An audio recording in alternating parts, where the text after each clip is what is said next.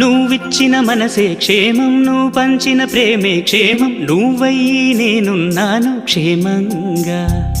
మనమాడిన ఆటలు సౌఖ్యం, మనసాడిన మాటలు సౌఖ్యం, మనవయ్యే కలలున్నాయి సౌఖ్యంగా. నీ చదివిన నీ సందేశం నా చదువుకు భాగ్యంగా, ప్రతి పదమునను ప్రత్యక్షం శత జన్మలలోనూ తరగని సౌభాగ్యంగా. గంగా